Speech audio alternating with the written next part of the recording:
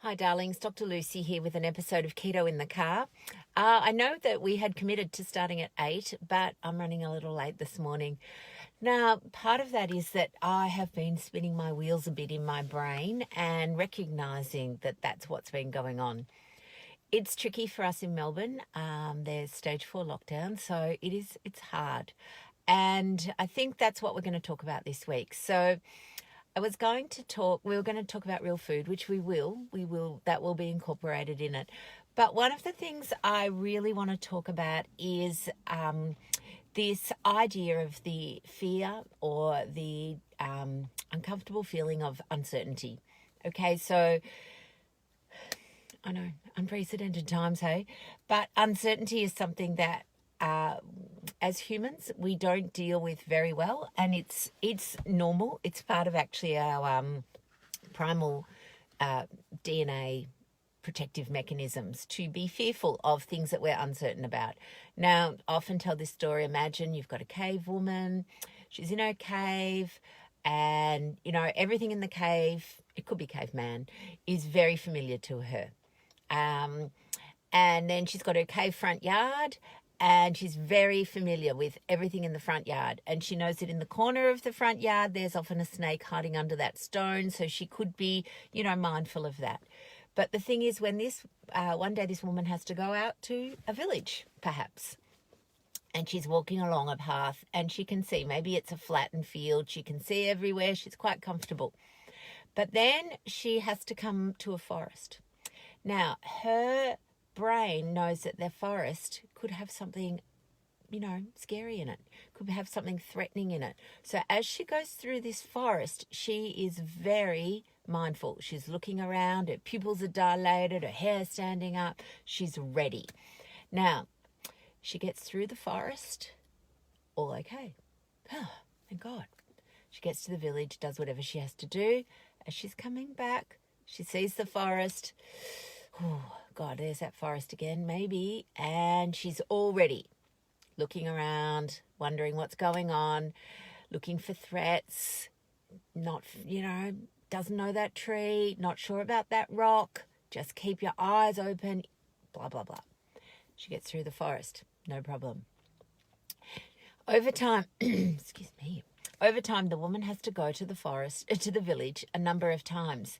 As she gets closer and closer to the forest, she realizes that she begins to know this forest quite well, that the path through her forest, she's aware of every tree, every rock. And over time, as she walks through that forest, it becomes less and less threatening to her because she knows it. It becomes familiar. So over time, she can now walk through that forest that she previously thought was a bit scary and know that it's all okay. And it's a bit like us at the moment. We are walking through times that are a bit scary. We don't know what's going to happen. But the thing is that our brains are, because of protective mechanisms, they are hardwired to look for threats and to look for the worst possible scenario. And that's all normal, okay? So just accept that that's normal because it's how we are wired to survive. However, the thing is, it's not always helpful.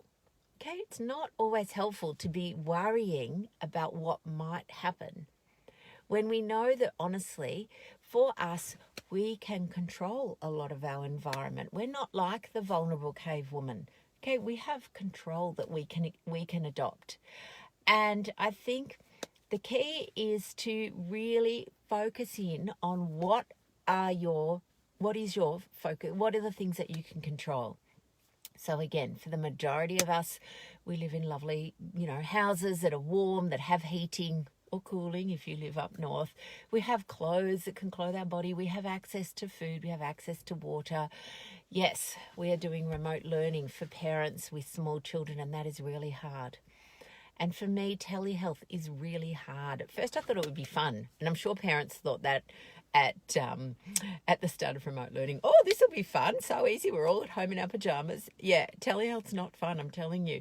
We are trying to make diagnoses over the phone. It's very draining, and then we're having to run off and do scripts and path forms and then give them to somebody else to email. They're getting lost, we're getting follow-up, blah blah blah. Okay, so I get that there are bits of our life at the moment that are far from fun, but what can we control? What can we focus on? So for me, I'm focusing on, okay, I am certainly able to control my sleep. I can go to bed at whatever time I want. I can control my food. I can control, interestingly, my thoughts. And that's the bit that we're going to talk about over this week, this concept of metacognition, that we can actually control our thoughts and what we need to worry about and what we don't.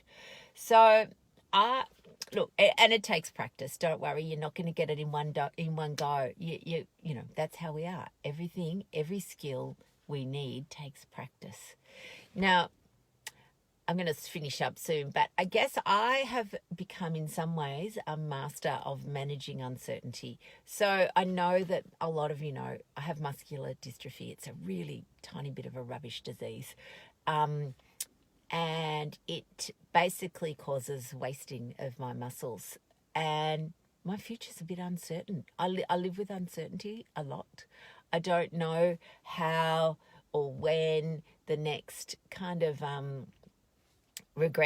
progression and loss of muscle mass will be. I just suddenly noticed that I can no longer do things I used to do. Now, if I wanted to, my brain could go into this incredible pattern. Can you imagine this? Oh my God, I'm 52 years old. I'm going to end up in a nursing home. Those nursing homes are full of COVID. I'm going to be dependent on people. I'm not going to be able to do anything. My life's going to be miserable. How unhelpful is that? You know, if I thought about that all the time, you know, my life would be, the quality of my current life would be rubbish. So I choose just not to think about that, okay? I understand that that's a potential outcome. But also, on the other hand, there are other potential outcomes. You know, a cure, I'll make enough money to get home care nursing. I don't know. There's a whole heap of other pathways that I could go down if I wanted to. I don't need to go down the disaster pathway. So it takes practice, so lovelies. It really does. So when you'll find that your brain is disasterizing or catastrophizing, just remind it. That's a path I don't need to go down. Okay, thank you. This is what I do.